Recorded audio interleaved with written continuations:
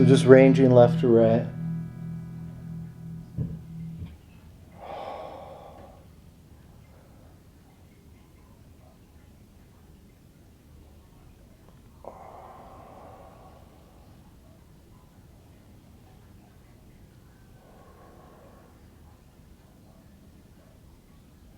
And then we're going to come back to center with the head and reach both arms up toward the ceiling.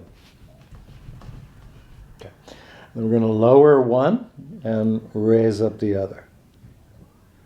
And then we'll switch.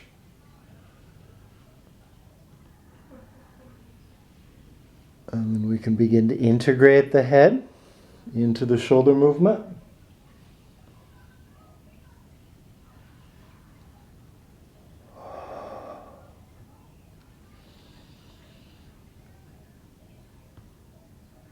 And just for clarity, those of you that don't have this ingrained already, we're turning the head away from the rising arm and toward the lower arm.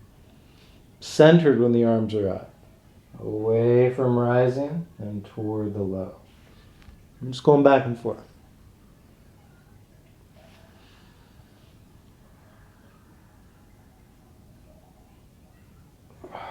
Last one.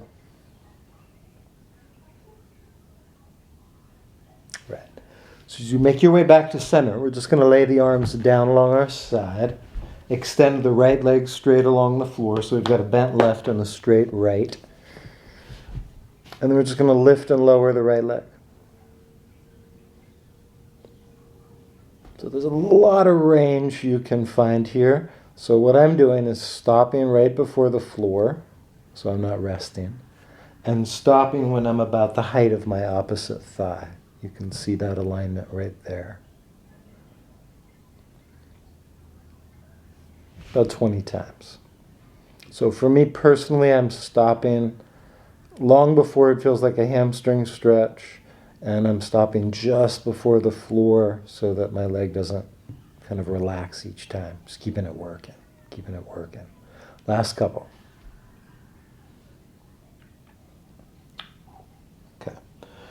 And then we're going to switch legs, extending the left, keeping the right bent, and lifting and lowering. And you can work with a pointed foot or neutral foot. Either one's fine. If it feels like there's any undue strain in your low back, notice if you're overarching, if you've put a massive space between your back and the floor, in which case you want to brace the belly a little more. Right? So you want to brace those abdominal muscles, keep the trunk solid, stable, neutral, while the leg's on the move. Last couple.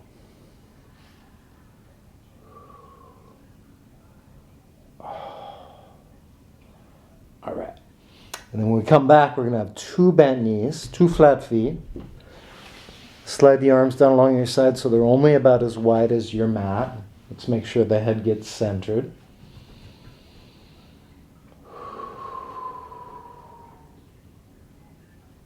And we're going to bridge 2 sets of 10. 2 sets of 10. You're going to bridge your way up and bridge your way down. And bridge your way up and bridge your way down. So we want to keep a nice, relatively slow pace. At the top, there's a slope where the knees are the highest, the hips are the middle, the shoulders are the bottom.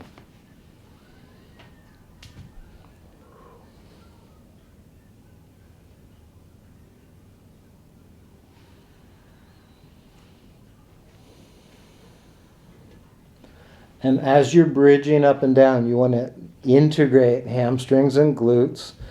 To some degree, that should happen automatically.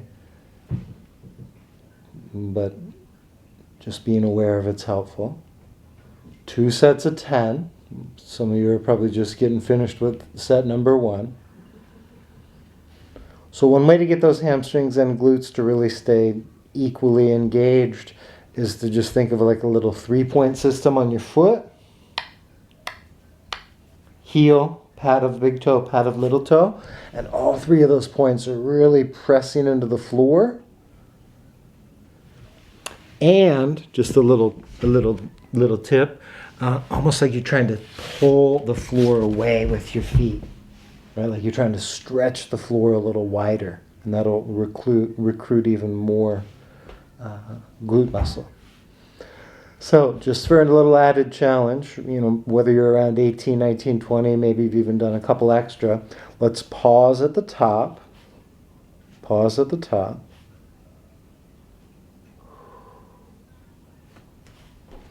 And then see if you can get a little alternate leg movement here. So we're kind of putting together that hip flexion movement and the bridge. Now, if you get a cramp in your leg or you just can't hold it anymore, go back to a two-legged version, stable or up and down. If you're jiving with this guy, last couple big steps.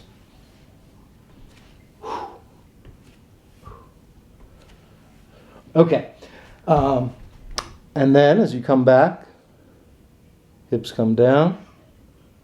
Whoo. All right, one more set from here. We're going to take the hands behind the head.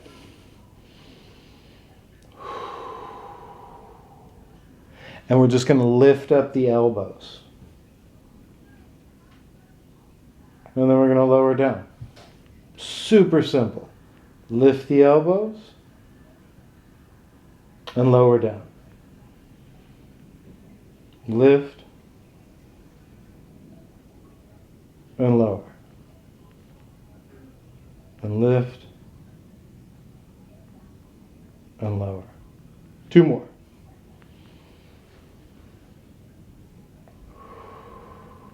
Last one. Now the next time the elbows come up, barely lift your head.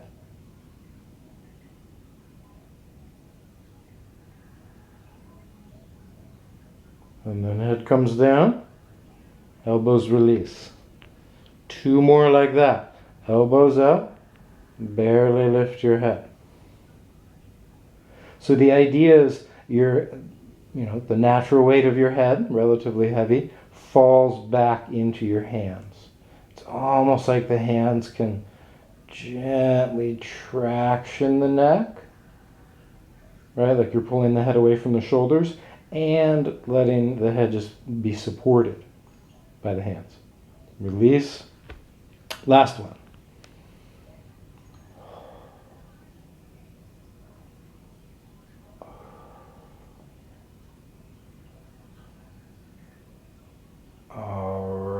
Everybody, and then let's release that.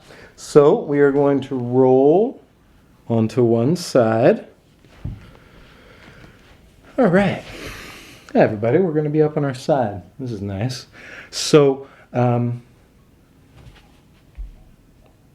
probably remember this one. Most of you have done it before if you've been live with me before. So we're going to put a little bend in the bottom leg. I'm lying on my right side, but you can be on either side to start. Put a little bend just so I've got like a more surface area on the ground, a little easier to balance on. But I'm basically ankle, hip, elbow, right on the sideline of my mat. So I'm kind of on an even line. And we're going to lift the top leg about hip height. About hip height. It's probably about a foot off the ground. Now this top arm can just lie behind, in front for stability, or on the leg, wherever you like. Now from here we're just going to lift and lower. So if I were lying the opposite direction in the room and that wall that I'm pointing at over there were to my back, then my heel would just be barely against the wall the whole time.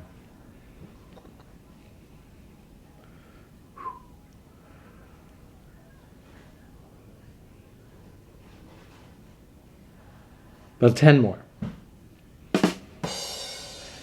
And you're orienting your hips a little bit more down towards your feet than hiked up towards your face, keeping your torso fairly strong. Last couple lifts and lowers. Oh, this one always gets me. And then release that. All right. May need a little post-movement massage. Round 2, different version. Leg starts lifted, about a foot off the ground, level with the hip. And then we're going to move forward and to neutral. Remember, neutral is a working position. Neutral is not rest, it's work just to hold the leg there. Forward, neutral. Forward, neutral. Now maybe your forward looks more like at knee angle, maybe hip angle, maybe closer up to the shoulder. Try to keep your trunk stable. Last couple. And then let's release that. We'll try to move through these fairly quickly, but mindfully. Version 3. Leg starts out.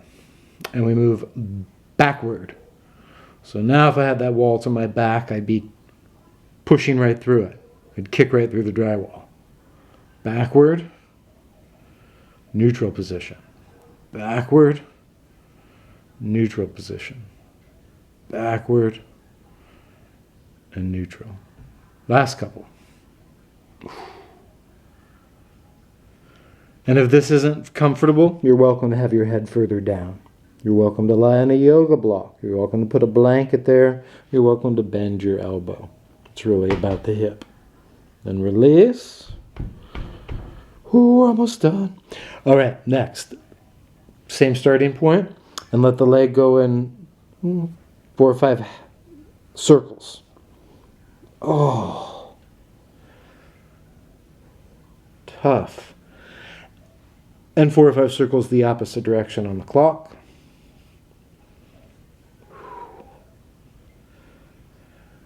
And lastly, we'll go forward like the toe kick move, backward like the heel kick move, forward like we're toe kicking, backward like we're heel kicking. So you already tasted these movements, we just hadn't combined them into one exercise. And then finally, mercifully, we're done with that hip. Before we switch sides, you're going to pull back like a runner stretch, quad stretch, half Virasana. Find a nice comfortable position for your head, for your neck. Oh. And then when you're ready, everybody, we're going to release. However it works best for you, change sides.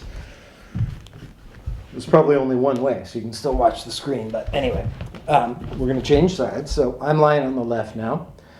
Right leg is going to be the workhorse. And we're going to start with that leg lifted, about hip height.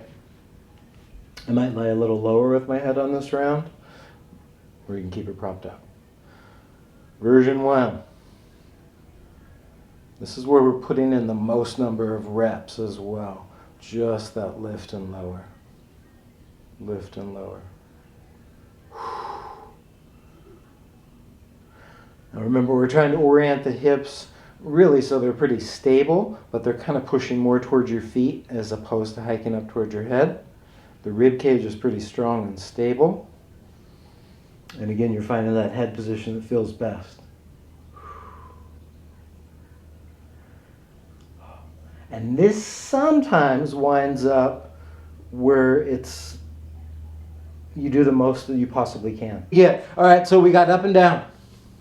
I want to make sure, just catching up. Hello, Elisha. Then we've got forward. Oh. Can y'all see? All right.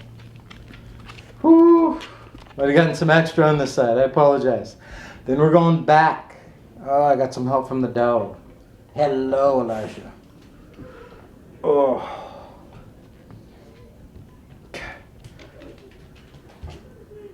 Then we're going to circles.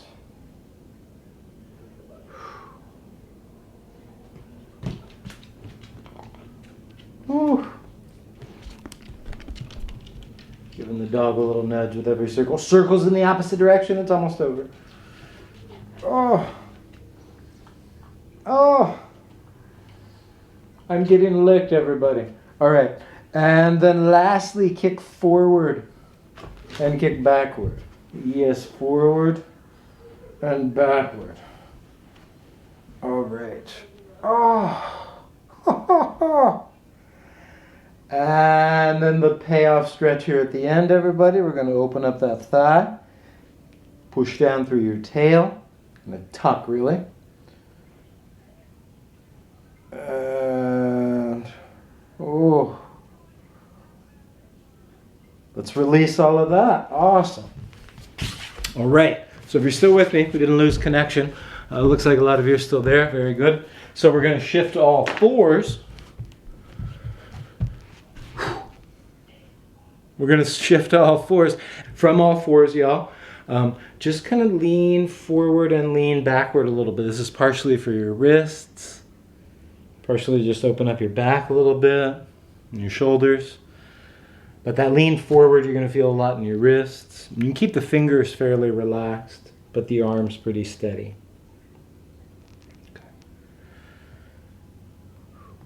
Now, if you're up for it, you're going to spin the hands. Ooh.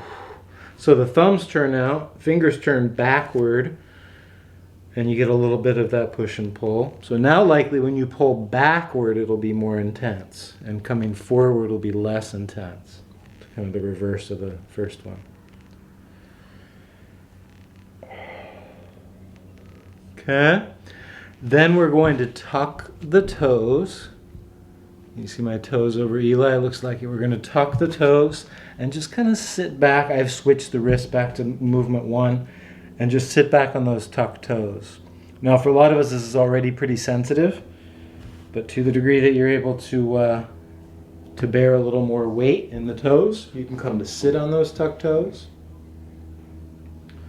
And if that feels like it's not so palatable, you can kneel on your tucked toes. Kneel. So we're kneeling on tucked toes, or we're sitting on tucked toes.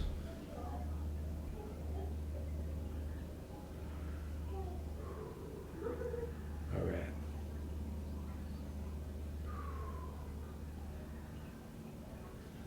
We're going to reach both arms out, and almost exactly what we did down on the ground, that second wrist movement, we're going to pull both arms back into a little back bend, into a little extension. And we're going to reach the right arm overhead. Right arm's overhead. And then we'll catch with the left hand. Oh, and just add a little more stretch to that shoulder. That feels amazing. Okay? Then we'll switch and we'll take the arms out and we'll take the left arm over. Left arm. And then that right hand catches.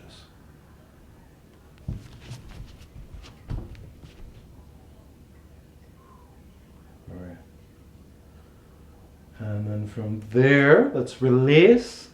We're going to do one downward facing dog. So get those hands right under your shoulders, knees under hips. Keep those toes tucked or bring them back to a tucked position. Come just up off the knees to start. And little by little, as the tail rises, let the head release. Goodness, that feels good. And let the backs of the legs open up as much as you can.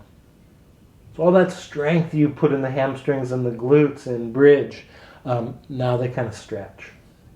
About 10 big breaths here. So you can relax your fingers and your thumbs. Lift through the undercarriage of your arms. Stabilize through your elbows. Externally rotate through your shoulders, so like you're rolling them outward a little bit. Maintain some strength through the armpits, but sink through your upper back. Last couple breaths here. I'm trying to ascend both up and back through the tail and down through the calves. And then to come up, we're going to walk the hands toward the feet.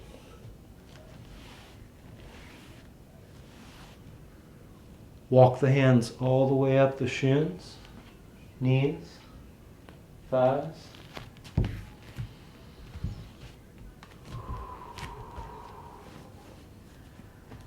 And we're going to come up to standing.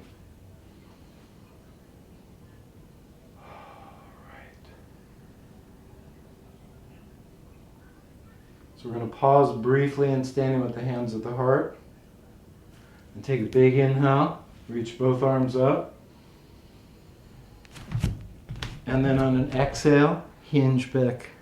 Or hinge down, because we haven't done it yet. Hinge down. On an inhale, try to find that length in your spine where you're tractioning. You're going this way with your hips, and that way with your head. And then we commit to one direction, well, similar I guess, up and down, instead of east and west, right? So it looks like this. And then one more time, back to dog.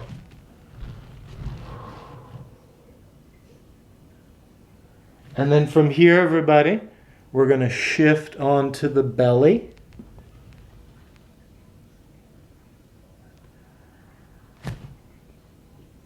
Position the arms so you can see your elbow crease and let your head fall to one side.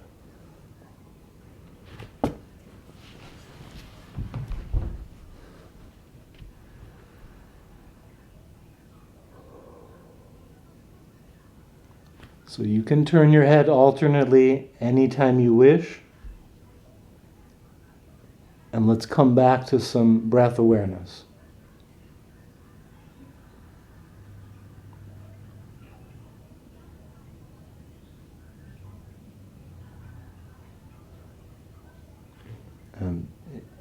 It could go without saying, but I'll say it anyway. Breathing belly down, a little different than breathing when we're belly up. You've opened up the space in your back to breathe into. Use it.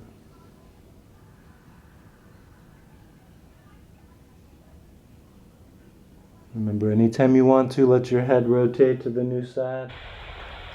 Continue from here on your own, and we'll stay belly down for our corpse.